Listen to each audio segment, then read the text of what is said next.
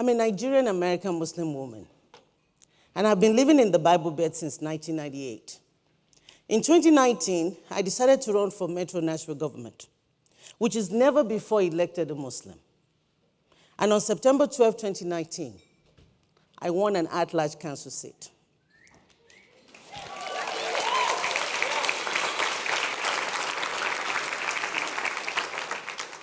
Making me the first Muslim elected to Nashville government, the first immigrants elected to an at-large seat. It also made me the first Muslim woman elected in the state of Tennessee.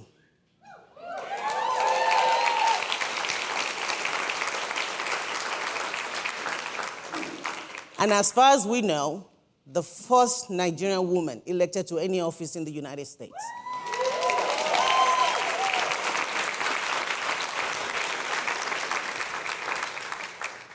It was an amazing campaign, but it was one that not many people think will be successful. I'll never forget, right after announcing my candidacy, I was at a restaurant with some friends where I met a man named Dickie. Dickie sat across from me all night, basically ignoring me all night. At some point, I turned around, introduced myself, and I asked for his vote. Dickie looked at me up and down and said, "What is that on your head?" I told him it's an hijab, but you can call it a scarf. That works. Dickie looked at me again, paused for a minute, and said, "I am a redneck. And there's so many people like me that object to someone like you running for office." You see, Dickie and I were not off to a great start. I know you're thinking, here we go again. She's probably telling us about all the prejudices and struggle that she faced. But no, that's not why I'm here. Yes, I've had a lot of struggles, from verbal threats to rude remarks. But those are a very small part of my journey. The majority of my journey have been defined by love, compassion, and humanity. This story is not about prejudices. It's about power. The power of self, the power of people, the power that is so strong that convinces 34,000 people in American Christian South to vote for an African Muslim woman.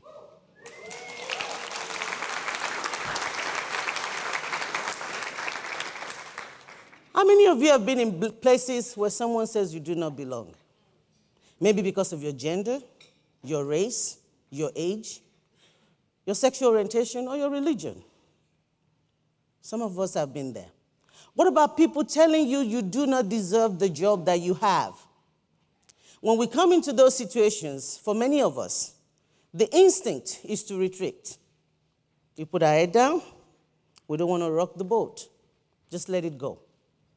Tonight, I want to share with you how to build power in places you seemingly do not belong. How do you build power in places where you seemingly do not belong? I'm going to tell you my stories, my steps to power building. I'm also going to share with you some of the characters that have helped me along the way to get to where I am today.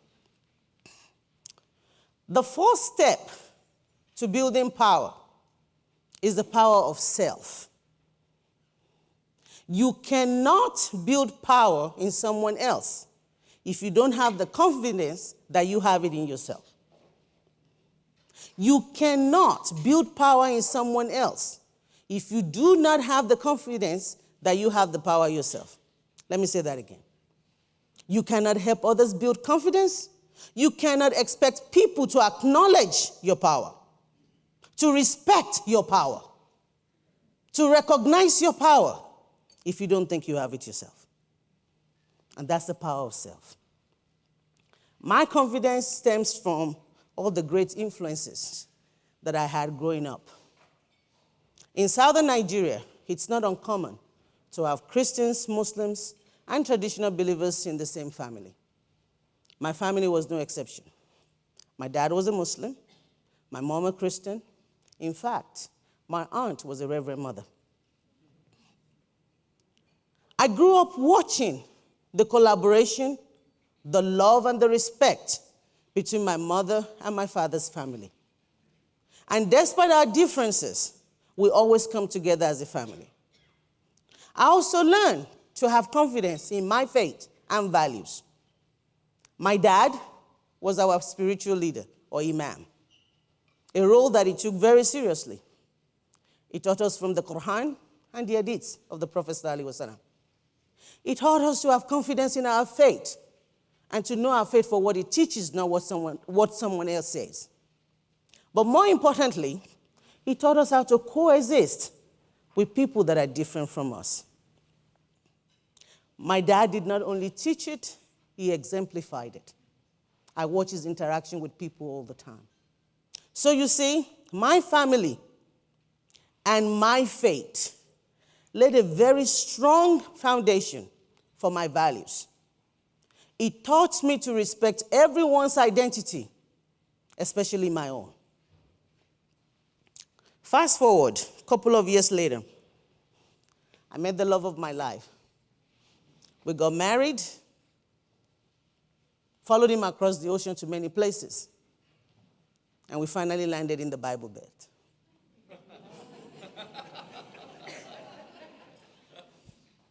And this is where the second step to power building is exemplified: the power of relationship.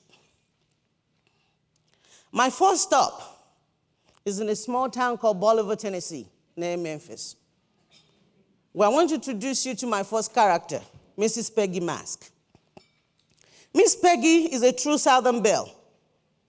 She played bridge with her friends, drank tea every afternoon from a nice china set, and no matter the time of day, Miss Peggy is always impeccably dressed. Despite our differences, Miss Peggy and I love each other fiercely. She adopted my daughter Sophia as her granddaughter, and she will go to Grandparents' Day with her every year. Never forgets a birthday. Our children live out of town, so I adopted her as my mother. I check in on her always, and I go to doctor's appointment with her. I remember during tax season, Miss Peggy will call me when I'm late in the office, and she will say, "Z, you have to go home early." And I'd be like, "Yes, ma'am." And of course, I continue doing what I'm doing. The next morning, Miss Peggy calls me, and she would chide me. I know you're thinking, how did she know I was there late? Well, it's a small town. Nothing is a secret. Miss Peggy taught me that when you love someone, the differences does not matter. Miss Peggy and I are from a different era, different generations, different faith, different race. But our love for each other was genuine. Don't get me wrong, we don't always agree. But I learned that when you love someone, you can still love them while disagreeing with them. And that's what Miss Peggy taught me. The next character on my journey is Miss Ann Eagle. I met Miss Ann through the Business and Professional Women of Tennessee. Miss Ann was the president of the Rockwood BPW. Miss Ann, I watched challenging presidents and executives on the proper use of the bylaw. Let me say this. She literally wrote the bylaws. So she knows it by heart. And while many people were intimidated by her, I was inspired by her. And I know that I wanted her to be my mentor. So when I became the state president, I asked Miss Ann to proof my scripts. She was a teacher and she will mark all over it. When I have any ideas, I will run it by her, And she would tell me all the legislative obstacles. I know if I can pass her test, I'm good. Everyone that knows me knows that I'm a procrastinator. I'm last minute. I like to wing things. But with Miss Ann, you can't do that. She make me submit my scripts on time. And what I learned from Miss Ann is that you have to be prepared. And she made me a better leader. I also learned from Miss Ann the act of compromise, whether it's a company or an organization. We bring different strengths to the table. And rather than being intimidated by each other, we have to learn to respect and harness all the strengths that everyone brings. That brings me to my third step. And that is the power of allyship. Allies are people that stand with you. They have your back. They always support you. My son says, these are the people that you want fighting with you in a dark alley. Don't ask me why. But I want you to remember that the power of allyship cannot be manufactured. It is the byproduct of the power of self and the power of relationship. Let me repeat that. Allyship cannot be manufactured. It is the power of self and the power of relationship. That brings me to my third character, Johnny Shaw. Johnny was a reverend in Stanton, Tennessee, but Johnny was also a state representative. In 2011, there was a bill that was circulated through the state that would pretty much limit the practice of my religion. The bill was prejudice, and it had so many consequences on myself and my community. So the Muslim community gathered. About 500 of us went to the state legislature to lobby against the bill. I remember that it was only Johnny Shaw that came to meet the delegates and spoke to the Muslim delegation that morning. Johnny told us, I believe in the Constitution, and I believe in the freedom of religion. Johnny was a pastor. He didn't have to do that. I learned from Johnny what strength and courage is. That it's okay, the best type of allies are the ones that does it when it's not popular to do so. That is courage. That is allyship. And what Johnny did for me and my community is one that I would never forget. That brings me to my last character, the celebrity, Ketch. I met Ketch in East Nashville. During my campaign, we're trying to shoot my introductory video. And we're going around town. I wanted to have all part of Nashville and asking people to be in the video. So we met Ketch in East Nashville. It was already end of the day. We asked a couple of people. Most were reluctant and eventually declined. As we're about to pack up and leave, comes this young man in a white T-shirt and jeans. Well, we have no choice, no one left. So my campaign manager asked him if he would be in my video. I remember Ketch saying, why should I endorse you? And I'm thinking at the back of my head, I don't need your endorsement, just do the video so I can go home. So I told him why I'm running, talk about my platform. At the end of the day, Ketch decided to be in the video. After the video, we stood for a minute and we were chatting, and he was telling me about music in Africa. And I'm there thinking to myself, this man is so nice. But he's one of those young people that moved to Nashville, those struggling artists trying to make it. And in my head, I'm thinking, Lord, I hope he makes it because he's such a nice guy. We took his name and his email. And as I was leaving, Ketch said, Z, I believe in you. I love your platform. Let me know what else I can do for you. I'm willing to do a proper endorsement video like I did for Carl Dean. Of course, I know Carl Dean. So I ran to my car and Googled him.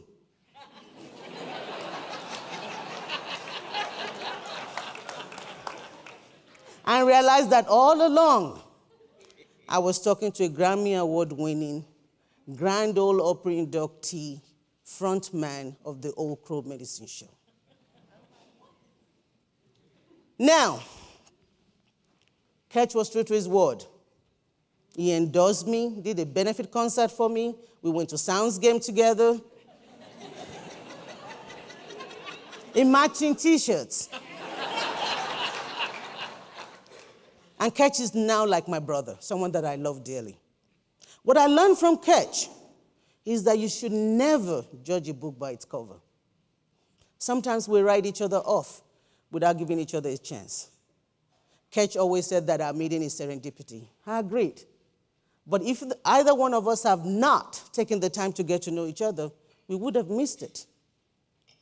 So we have to learn to reach across the aisle and give people a chance, because you never know where your next ally will come from. And last but not least in this journey, of course, my family. My amazing husband, we've been married for 31 years, and my 5 incredible kids. They are my rock. They're also the people that I go to when I have challenges. And they've supported me all the way. So you're thinking, why am I telling you this story? Sometimes we do find ourselves in places we don't belong or we don't feel we belong. But you have to realize, building bridges go both ways. And remember, as you are apprehensive of the other side, so are they. I want you to swap Muslim and Bible Belt for black and white, rich, poor, old, young, gay, straight. It doesn't matter. When you reach across the aisle and you strike a conversation, I bet you would discover the best in people. So, remember my friend, or the gentleman from the restaurant, Dickie. It would have been easy to walk away and not answer his questions. But my journey and my experiences taught me differently. So I sat back, I answered all his questions as best as I can. Dickie and I spoke all night. At the end of the day, Dickie said, Z, not only will I vote for you, I will defend you. Dickie went on to put a huge sign of mine in his yard, volunteered at the polls. I remember all his redneck friends that he told me about. Got them all to vote for me. And Dickie's story is just one of many that I've encountered in my life, in the campaign, and even now as an at-large council member. Don't have it twisted. Islamophobia is still there. Misogyny, homophobia, racism, we still have it. But I believe in my community. And every time one of those rear its ugly head, whether it's in an ad in the paper, there are people in this community that will stand by me. Some of them are my colleagues on the council and are my true allies. The Miss Helen McPherson of this world that will always be with me. So to everybody that has ever supported me and have my back, I say thank you. Thank you. And I look forward to the many awesome things that we're all going to do together with our collective power. I'm going to leave you, or end, with this video that epitomized my campaign. Obeni fulua ashe ashe. Obeni fulua ashe ashe. Ki ulua fonomawa ashe ashe. Ki ulua fonomawa ashe ashe. Bukun ilua ashe ashe. Bukun ilua ashe.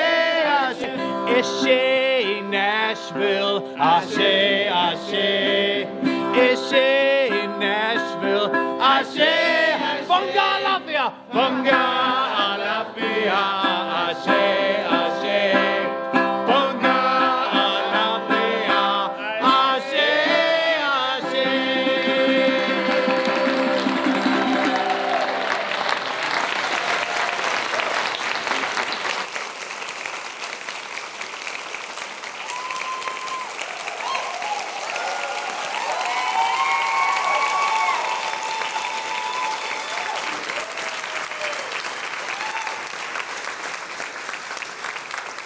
What you just saw is my friend Ketch, Grammy Award-winning artist, performing at my Malta Faith swearing-in ceremony. In my language, nonetheless. You can't script that, y'all. Ladies and gentlemen, that is power. Thank you.